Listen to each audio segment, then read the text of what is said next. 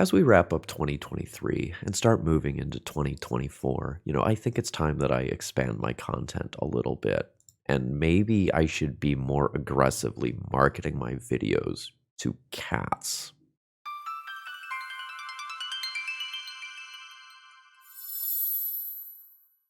Hello, folks. Phil Gallagher, aka ThrabenU, here for another legacy video. My hair looks excellent, so we're off to a strong start here.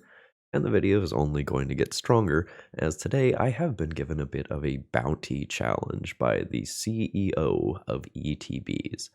They wanted me to just kind of play stock mono red Moon Stompy, but they're throwing down some potential money prizes if I do well. I get $100 if I 5-0, and I get $50 if I kill someone by throwing a Trinisphere or a Magus of the Moon at their face. So, challenge accepted. So we are just playing a stock deck list here. There is no flash.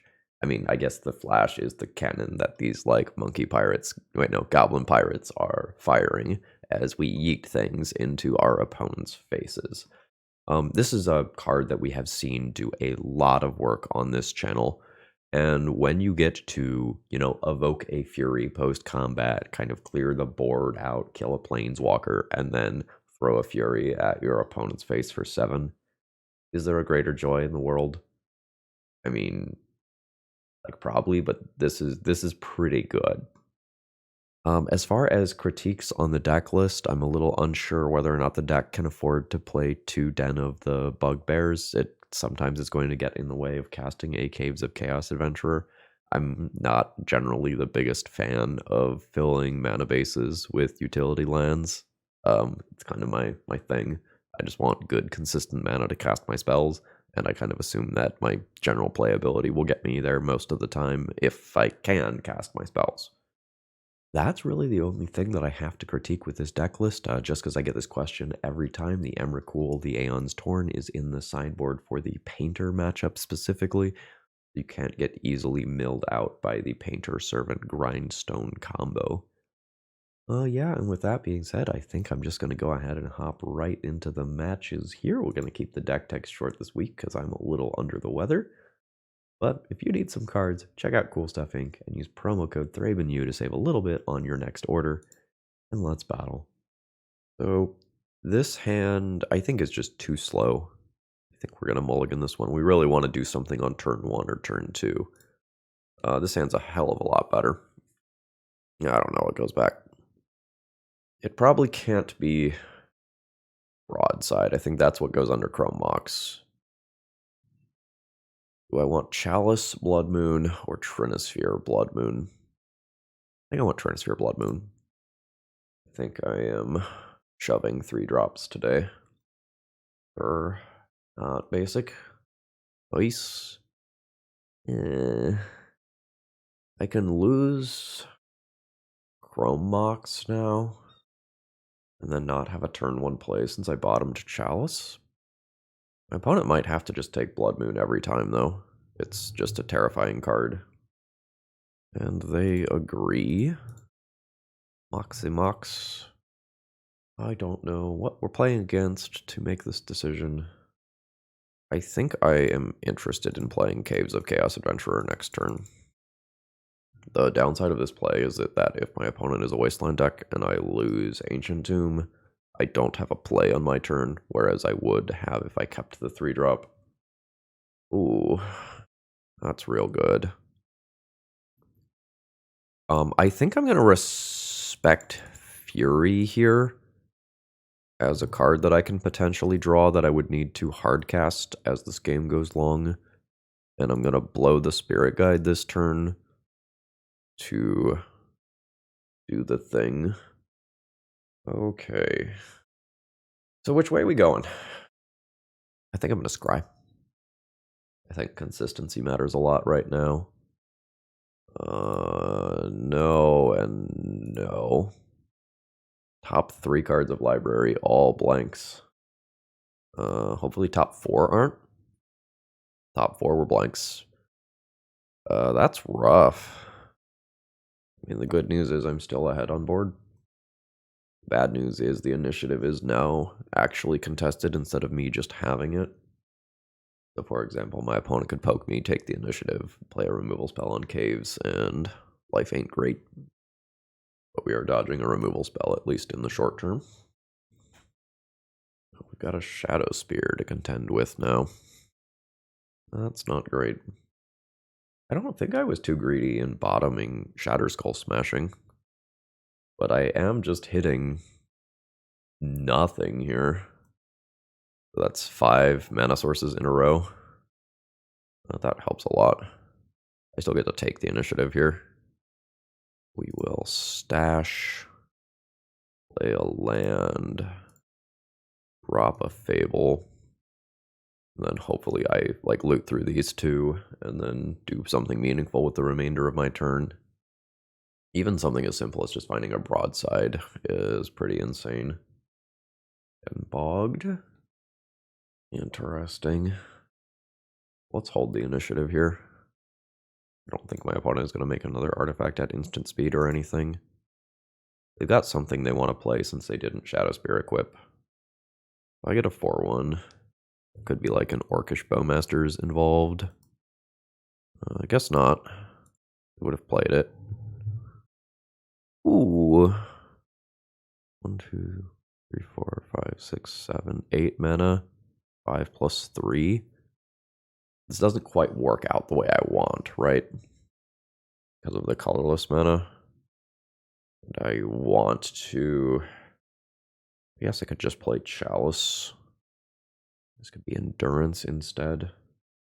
Do a Chalice on 1. Then if it's some sort of like Fatal Push or Wrap Rotation type card, we have that covered instead.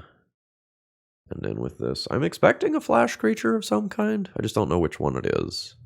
It is Bowmasters. Okay, that's fine. Oh, are you going to let me hold the initiative? Or do you just have a removal spell? I guess you could also equip Shadow Spear. Okay, that's fine. Like, I just block, and I'm good with that trade. Like, I hold the initiative, I get a new creature, I get a Fury to cast afterwards. Alright. I get to kill that. Oh, you have just conceded. Yeah, that's fair. So I fully didn't know that my opponent was on Dark Depths for sure until they played Vampire Hexmage. Like, I kind of had those vibes, but they were just doing generic green-black rock sort of things. So, like, that was confirmation that I very much did need. So I like Magus just fine. I like Dead Gone's just fine. That's probably it. Chalice and Trinisphere are both kind of medium. I actually might play Fiery Confluence too to clean up Urza Saga tokens. Like, if I just go off the prison plan and I kind of shift to a little more of a controlling role. I think this is reasonable for a game plan on the draw specifically. This is unexciting but fine. You can't always have a turn 1. And I think my opponent's got a mulligan pretty aggressively because Blood Moon is such a problem for their deck. They have to like have a Thoughtseize or a Boseiju or some other plan for a Blood Moon effect. Oh. Let's play this one. Play an Urza Saga. Not an Urza Saga. We're going to do Ancient Tomb here. There's some chance that my opponent has like another Boseiju. They float green mana here to... Never mind. So the scariest thing would be my opponent playing a Dark Depths with no counters and then having Force of Vigor for Blood Moon. So the way that I beat that is finding another Blood Moon. I think that means playing Fable this turn. It's awkward because it like gives another Force of Vigor target, but if my opponent Force of Vigor's Blood Moon, like I'm already donezo, so never mind, I'm not donezo anymore. This can bounce a creature. I just have to permanently hold up 3 mana. Let's junk more expensive cards here. Yep. So we're going to bash in for 2. And then once I'm at 6 mana, I can play a Broadside safely. Like, I could probably play another card here and get away with it, but I think my position is so strong that I just shouldn't hunt. Alright, this comes back. We'll make a land drop. Play a Broadside. I'm going to assume that nothing happens to this prior to the attack. I guess I have 3 already anyway. Ooh, the Broadside goes down. Sure. Yep. We'll just continue to do our chip damage. I'll finish off my opponent pretty easily with Broadside, copy Broadside. Just need to not lose to a 2020 randomly. Hey, magic is easy. Today's video is sponsored by Moxfield.com, which is, in my opinion, the best Magic the Gathering website for hosting your deck lists online. One of my favorite features is that you can create your own custom tags for when you're deck building. So let's say you're building a commander deck and you want to know, hey, how many copy effects do I have? You can just create a tag and sort everything, and there's fun little hotkeys so that you can do this more quickly. So really, please consider checking them out if you are looking to tinker with deck lists online. All right, we've got some ways to get some free wins with this hand, and we can follow it up with a Fable. We're probably not getting a free win with Blood Moon. I'm going to presume we're playing against 8 cast based on how this is looking. Yep. Trinisphere is not bad. I think I am on Chrome Mox. Imprint this guy. The ward cost is probably going to make it so this is never a real removal spell for that anyway. And I think we just start with Trinisphere. It means that I take a little bit of damage, but this shuts off Force of Will from this turn on. And if my opponent does force, that means they are down to 1 card. And they're less likely to just like start thought casting me into oblivion. Like, I'm very happy to take an Emery. Ooh, buddy. Fuck, that's so good. I think that forces me to play Blood Moon. I take a lot of chip damage for doing that. So always this. I think, and this is a weird one, I think I saved 2 life by using the Spirit Guide. Because these are 3 drops, and I'm going to have 3 mana after the Blood Moon. So they started to play for a spell, and then didn't. So I'm interested in this one first. And I'm hoping that I get to trade it with one of these. I don't know that that's going to happen for sure. I'd like to loot away Rabble Master. That is fine. I assume my opponent is doing that just so they can attack with that as a 3/3. That's okay. So always loot away Den. I think there's enough upside to me looting this away that I do it. Okay. So, these have ward 2, 1, 2, 3, 4, 5. So I am just playing this as a 3/3 double striker. And I think I'm going to sit back on maybe I don't sit back on defense. These are just going to scale up. And the extra mana does end up mattering if I find something like a Shatter Skull Smashing a little bit later on.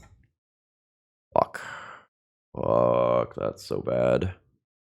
So many ward creatures. Oh, hey, a Shatter Skull Smashing. We just talked about that.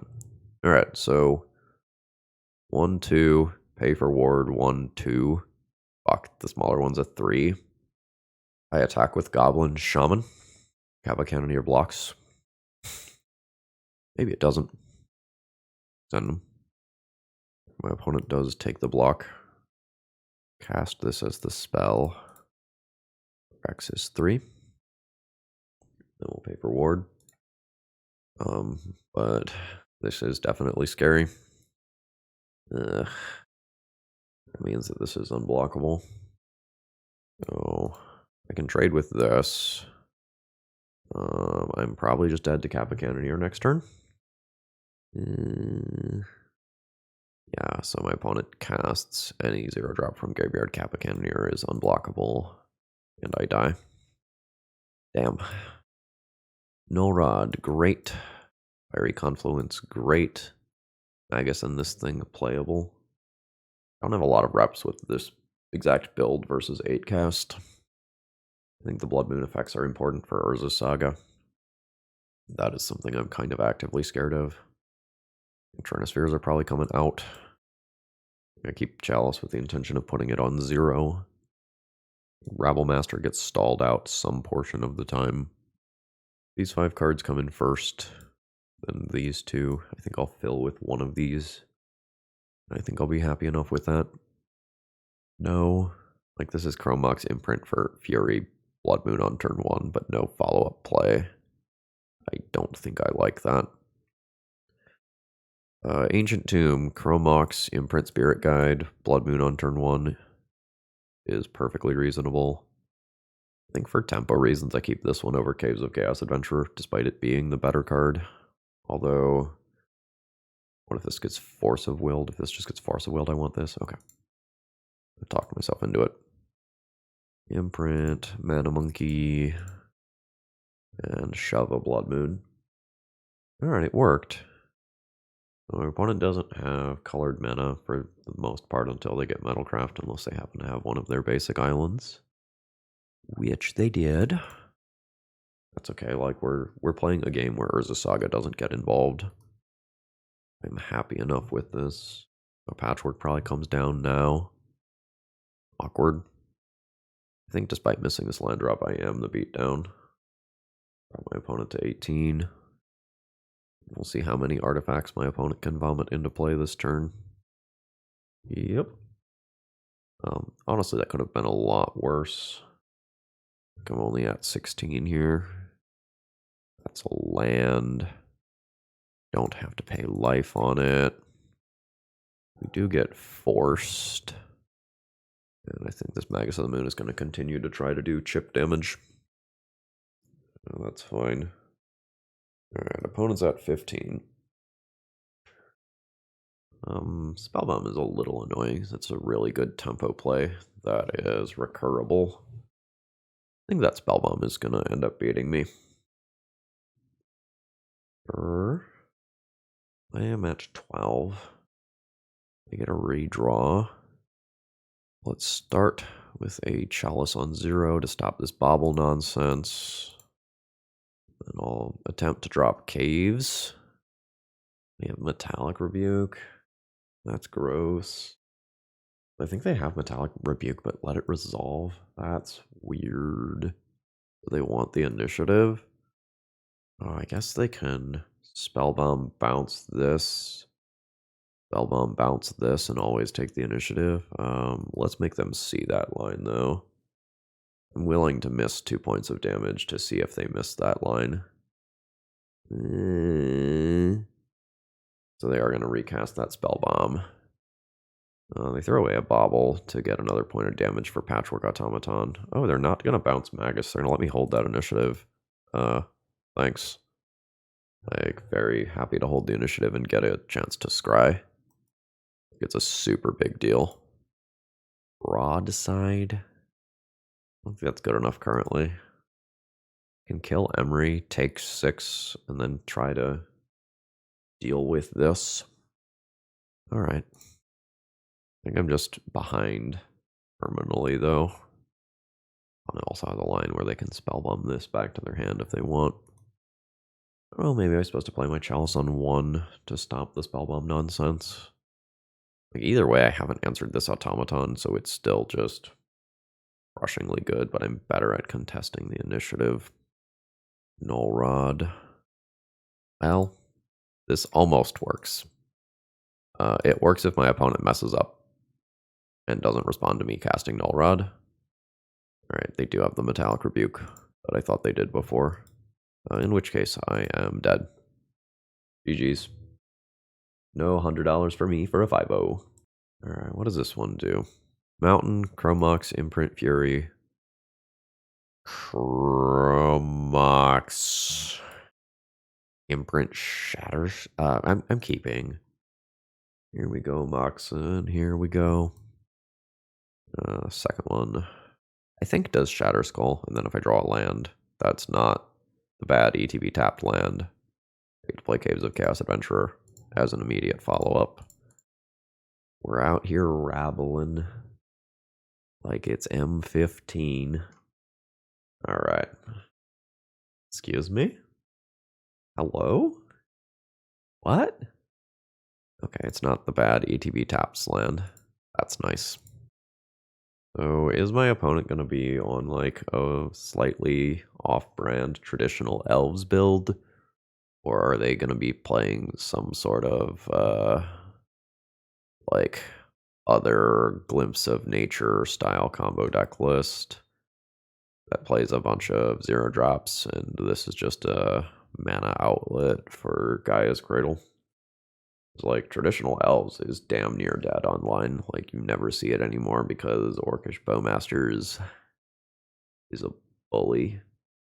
I'm not afraid to say it.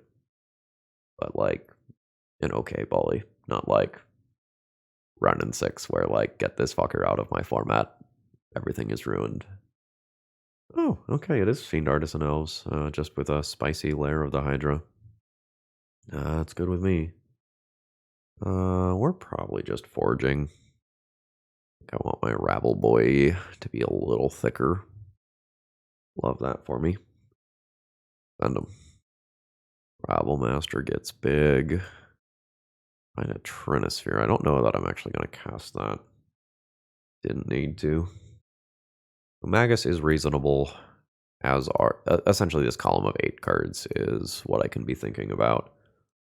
I don't like Chalice. Our opponent showed us Allosaurus Shepherd, and also they've got a larger variety of mana costs than a traditional Elves build might. So I think we're going to go 8 prison pieces out for 6 pieces of removal and 2 Moon Boys. I have an early removal spell. I really need more mana to function here. I think I'm just going to ship this one. This is the same hand as last time, but worse. Let's go to 5. Yes. Going in on Magus on 1. Probably just going in on Magus on 1. So, throw back Den? Maybe throw back Den. There's a good chance I don't get a freebie off this Magus of the Moon, but stopping the black mana for things like Snuff Out and stopping the Cradle later on are definitely things that matter. So now I can imprint this Caves of Chaos Adventurer, which is just expensive, because this is about to be a 1-mana land. And we hopefully get to play a real game of Magic. These will eventually be 3/4s and be a problem, but we're not there yet. Oh. Yeah. I mean, very much not the plan, but yeah. Do I just do it now? I think I just do it now. Fetch the Fable. Junk both of those. Not give my opponent a chance to tutor up a second basic land so they can cast things like Fiend Artisan. It's possible I can slow down the pace of this game to the point where I just let the Fable token attack and then do cool stuff with that, but I think I am more into not letting things get weird. Because like cards like Dismember exist that can break this matchup open pretty much immediately. Alright, with a land, I can get rid of that and keep my opponent off of the second colored mana. Negative. Cards like Fiend Artisan are going to become live. 13. And it is unclear whether or not I will be looting through this Fiery Confluence next turn. It's castable off a Goblin Shaman token, but what my opponent does here will greatly change the evaluation of this card. Natural Order. Fuck. Yeah, that sure is good. Alright, so they've got Cradle, which seems like a weird choice over one of the other lands. Hierarch, Zenith. Which Hierarch was it? Ignoble Hierarch. Yuri? Okay. I think I say no. Oh no, I just fucking mathed wrong.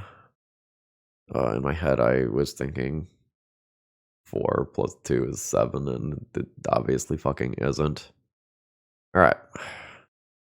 I'm going to accept my mistake and work towards doing something that might beat my opponent. I wasn't supposed to do that. I was supposed to loot through both of these, and I just did a dumb. I'm supposed to loot through both of those looking for dead gone. This Atraxa is going to eat me alive, unless I am very lucky. So this is a very big life swing. Sure.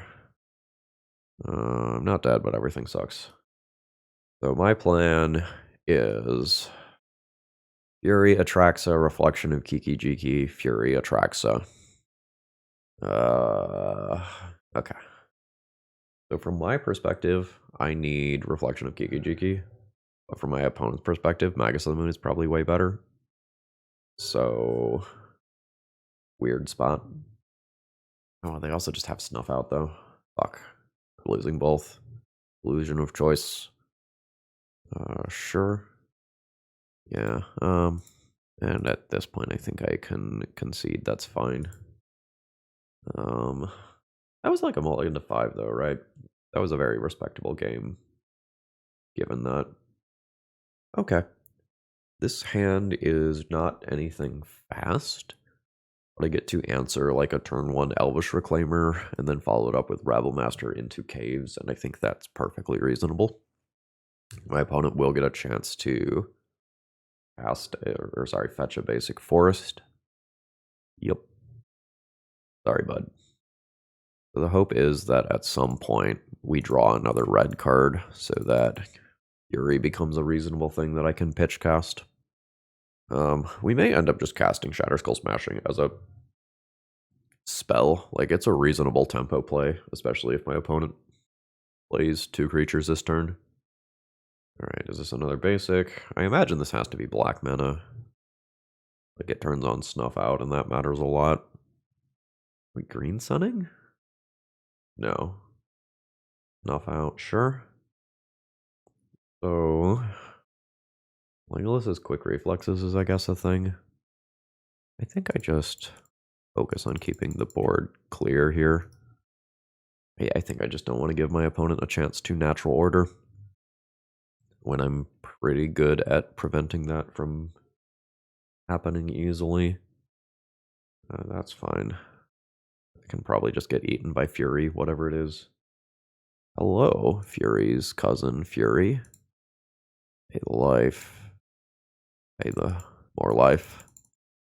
Swing in for 1. I have 7 damage next turn. I kill whatever creature my opponent plays with Fury. And then I presume they're dead on the backswing.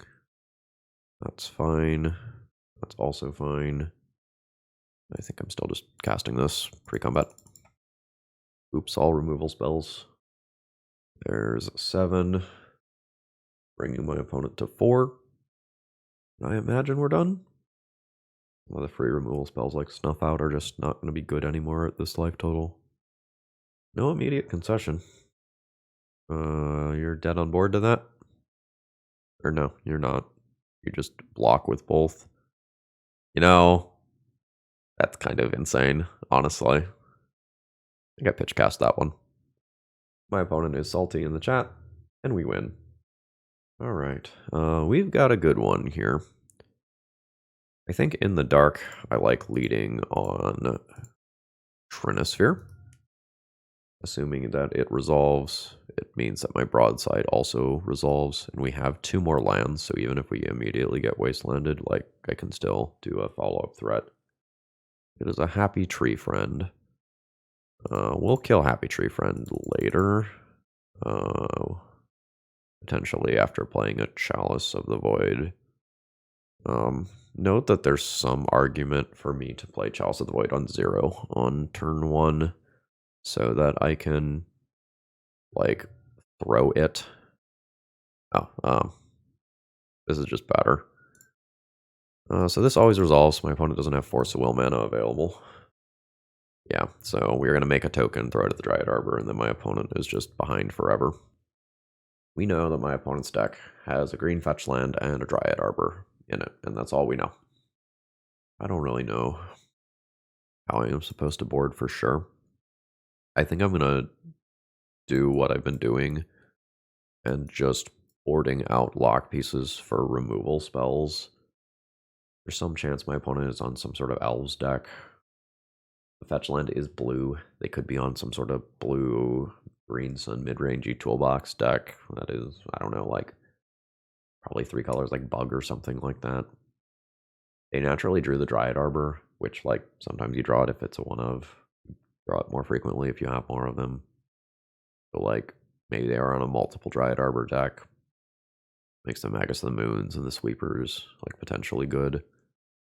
I think I'm confident enough to snap off this decision. Fuck you, turn 1 Blood Moon. We into that? I think I'm into it. If my read is right that they are a multicolored deck, like that's an actively good play. Alright. Sure. Show me like a Force of Will or something. We're getting a fetch. Dryad Arbor, the choice into Blood Moon. Oh no, bro.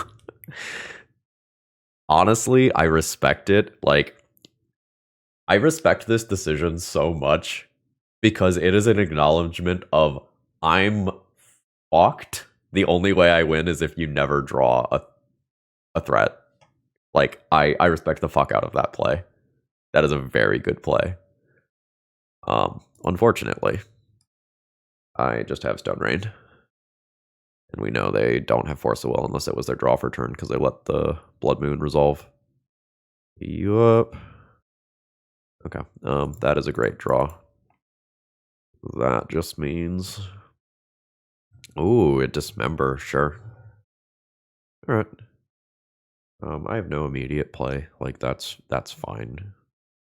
I'm not too worried about it. My deck's a little less than 50% mana, so... I'm also not expecting my opponent to be on too many outs to the Blood Moon.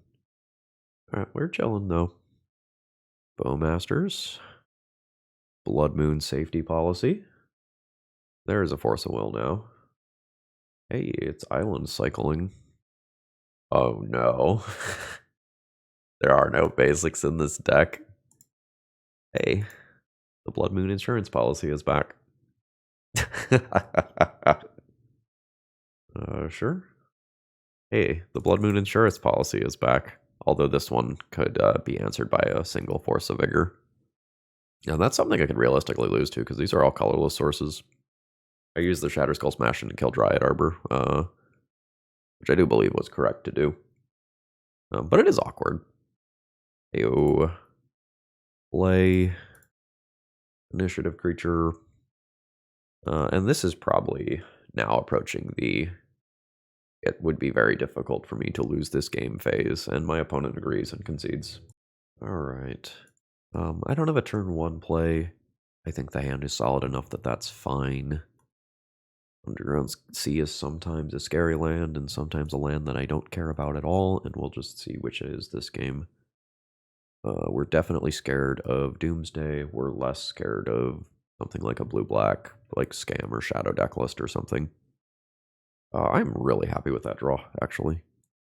So, what are we doing? I think we're going to attempt to end the game. Then we'll attempt to end the game again next turn. Like, I imagine this prompts a fetch and like a Daze or a fetch and a Bowmasters or something. It is a Daze. That's fine. Like, I'll try again next turn. Ooh. Now that is interesting. I might want to wait a turn. Dazeable again. Let's play Fable this turn rather than Blood Moon. Like, this is still a pretty good spell. My opponent should consider counterspelling. And it works on building me mana to play around soft permission some portion of the time. This is a worthy Force of Will target. Yeah, we got a Murktide Regent for our trouble. I'm super happy with that. So the one thing I don't want to happen is like another wasteland. I don't care about this so much.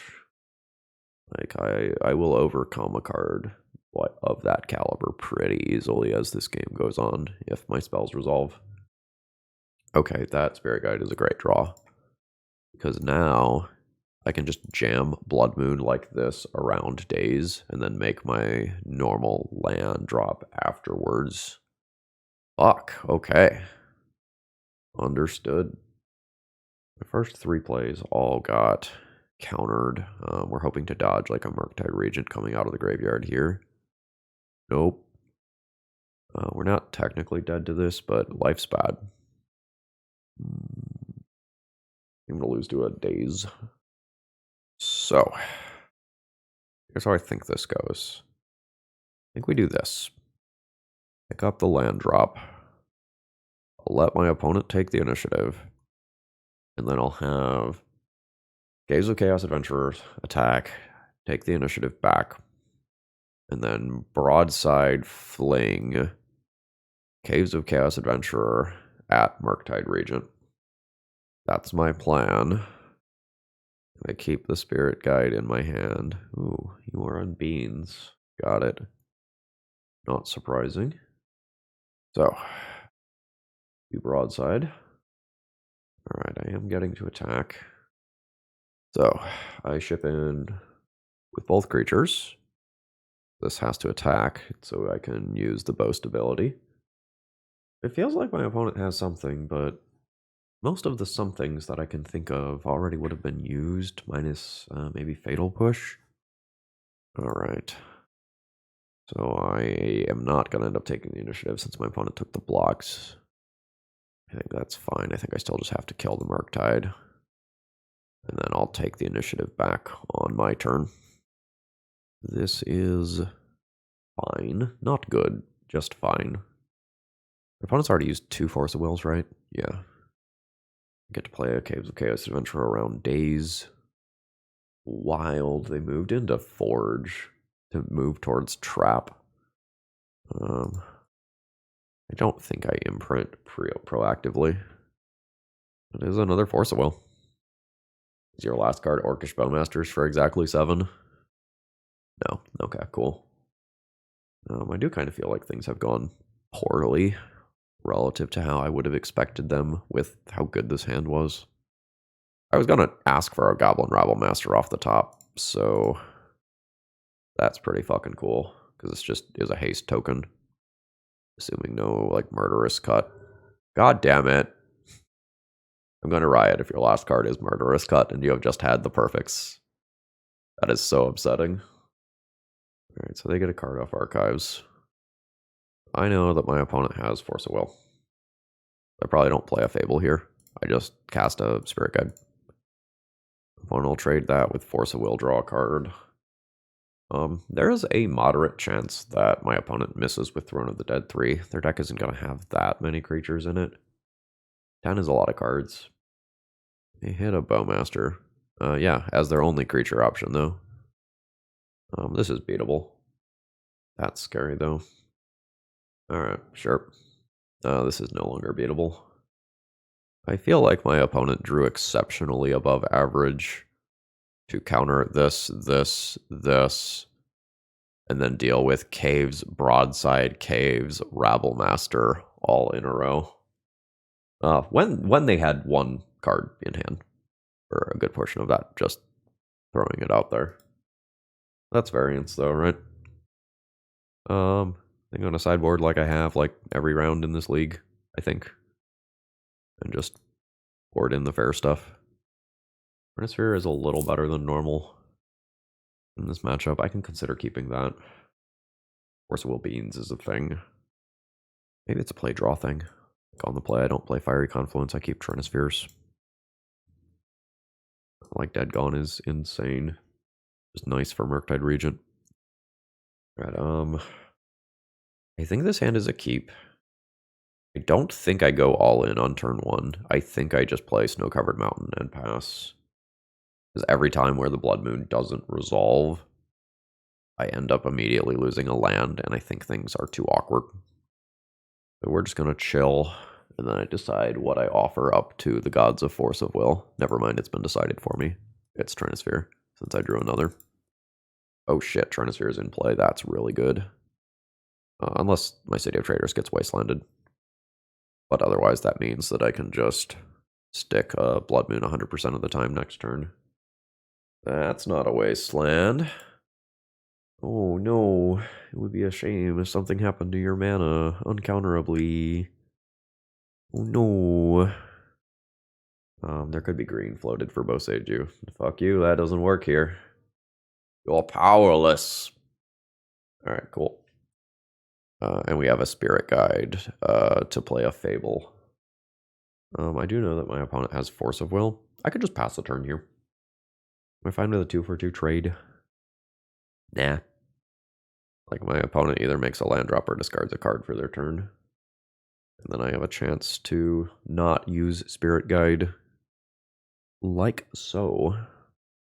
I think Fable's really valuable, so I'm just going to start with Goblin Rabblemaster instead. Let that one get Force of Willed. Then I'll play a real card the following turn. Wasteland is a few turns too late. I think this is Fable. This Fable potentially lets me double spell next turn if I draw a land. No, I don't even have to draw a land. Yeah, basic lands are really good, folks. Put them in your deck. Yes, let's get rid of Trinisphere. This is okay. I'm just going to discard it, assuming that I'll draw another land. I guess that's a land. Let's play a Rabble Boy. There's an attack for 3. That makes me a treasure. When it goes to 16. I'm just going to call that good enough.